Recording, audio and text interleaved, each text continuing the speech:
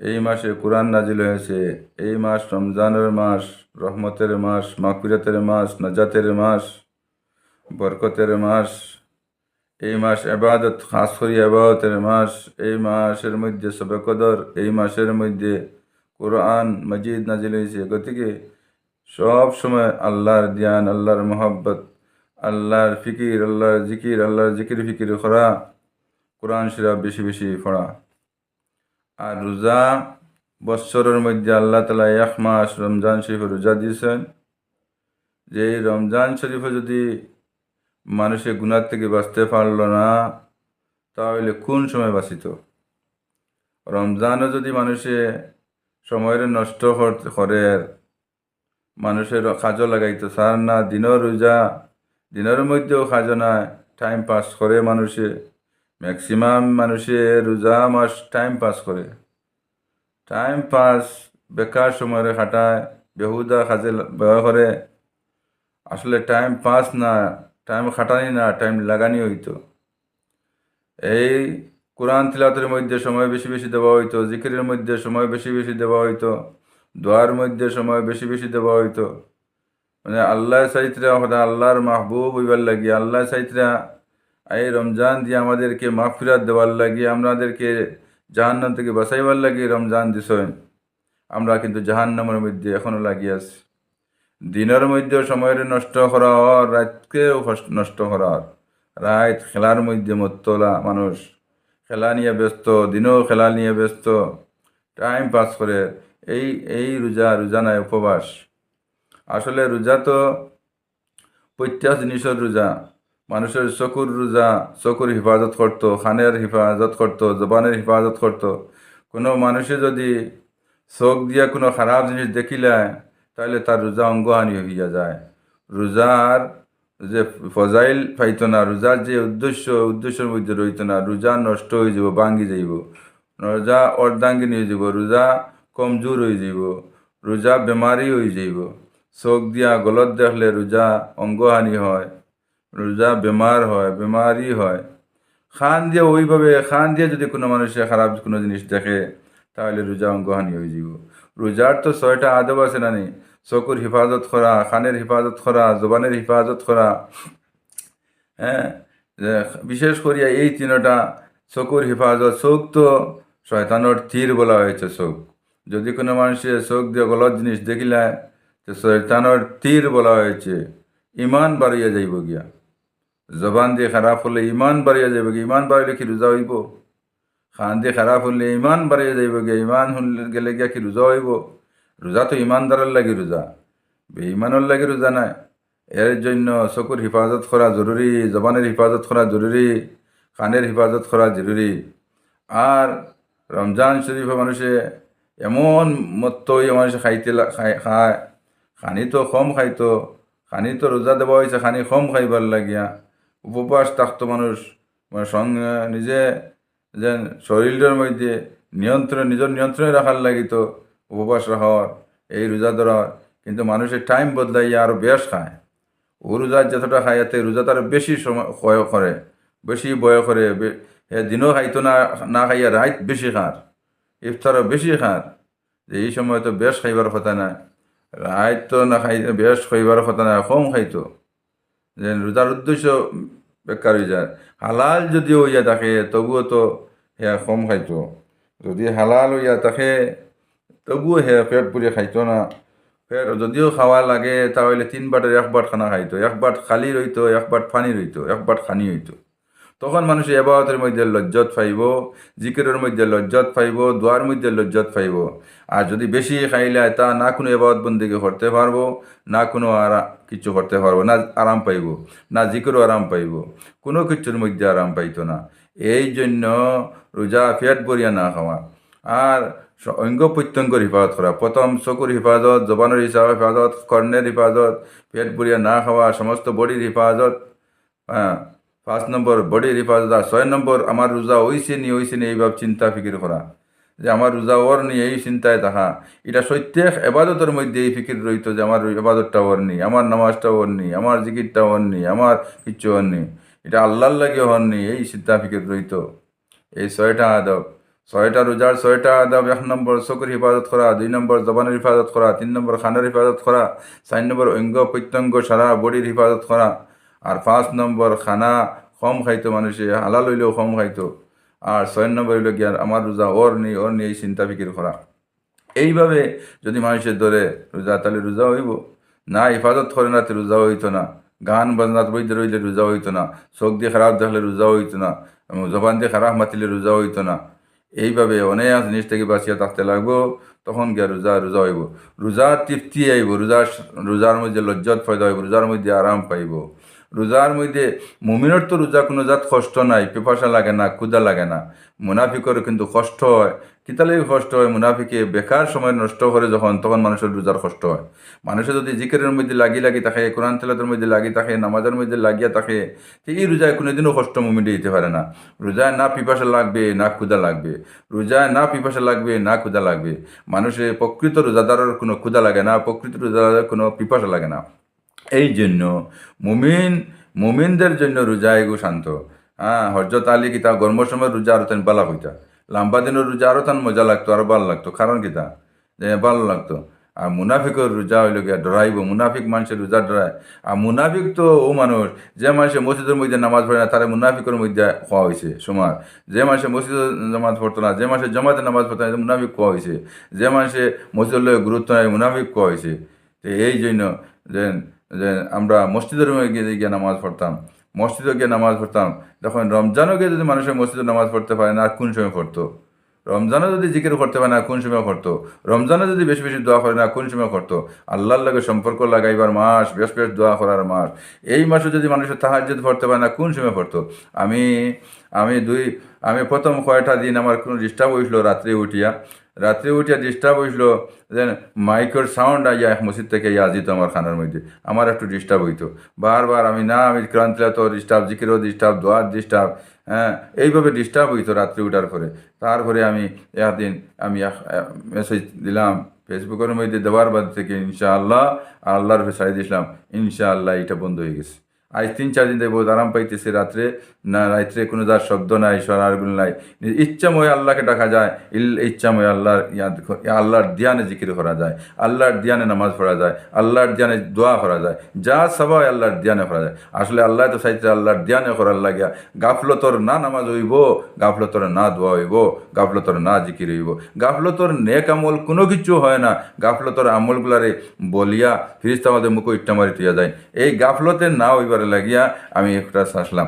আল্লাহ তারারে বলা করুক, তারা আওয়াজটা জানি না, আমার সাইটের আওয়াজটা হয়তো বন্ধ করছেন, এই আমার সাইটে হয়তো বন্ধ করছেন, কিংবা চালাইতে জানি না, আল্লাহ পাকে জানতারা। যদি বন্ধ হয়ে যায় আলহামদুলিল্লাহ বলা, মানুষের কষ্ট দেবা নাই তো। আসলে আপনি যেন 2.5 ঘন্টা 1.5 ঘন্টা 1 ঘন্টা যেন ডাকিতা চিল্লাইতে, এই কথা কোয়া হয়েছে না। আপনি এক আপনাকে ডাকলে আল্লাহ হইতাম পাই না, না ডাকা বলা। আজকালকার তো মোবাইল আছে প্রত্যেকের করো। এই জন্য আমি এটা মানছিলাম। কিছু মানুষ আমার হয়তো খারাপ পাইতে পারেন, যে খানে তাই কথা কইলা, যে মানুষের মাকিত পড়াশোনা করে, মাকিত পড়াশোনা রাত্রে করার কথা নাই, মানুষের কষ্ট পাইব। কোনো যারা মানুষের এর বাদে আমাদের নন মুসলিম ভাই বোনেরা যারা আছে, তাদের তো কষ্ট হইব 100%। এর বাদে আমাদের মুসলমান যারা ভাই আল্লাহওয়ালা কর্নেওয়ালা, যারা আল্লাহ করতে চাইছে, এরা কষ্ট হইব। এর বাদে বেমারি মানুষ থাকে, যদি খুব বেশি বেমারি, তারার তো কষ্ট হইব সাউন্ডে। হ্যাঁ, তাই এই জন্য আমি বলেছিলাম। এখন আমি আল্লাহ দিলে তারাও 3 দিন তাকে, যেই দিন দিছি সেই দিন তাকে আর ইনশাআল্লাহ আর ওইসব আমার খানোয়াই আজান না, রাত্রে বাজাইতে না। জানি না আল্লাহ তারা বুঝ কতদিন দিব, ওই রকম আল্লাহ তারা বলা করুক যদি তারা না বাজায়।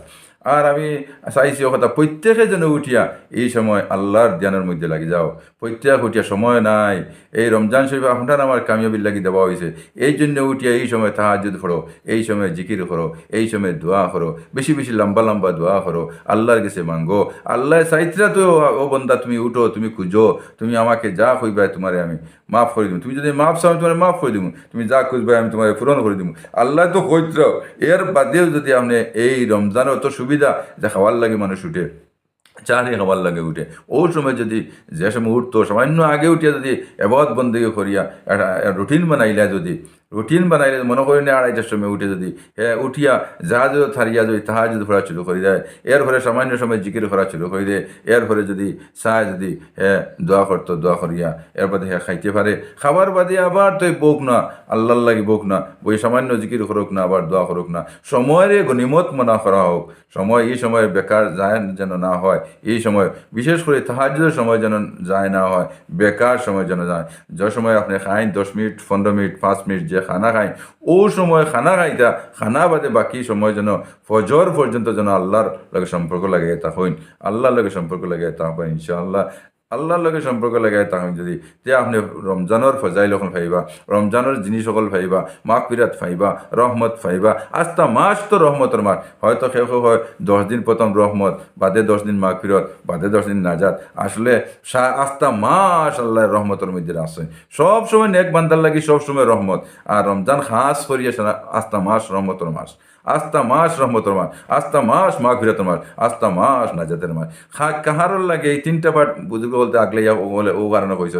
কিছু কিছু মানুষের প্রথমে রহমত পাইতো না, খানতে খানতে হইতে প্রথম নেক মানুষের প্রথম থেকে রহমত পাওয়া শুরু করব। আর এর বাদে কিছু মানুষ খানতে 10 দিন রোজা ধরার বাদে এর বাদে তারা রহমত হমাইব, তারা মাফ করে দেবো এইভাবে তারা রহমত ও তার গাড়ি কইছেন এরার লাগিয়া।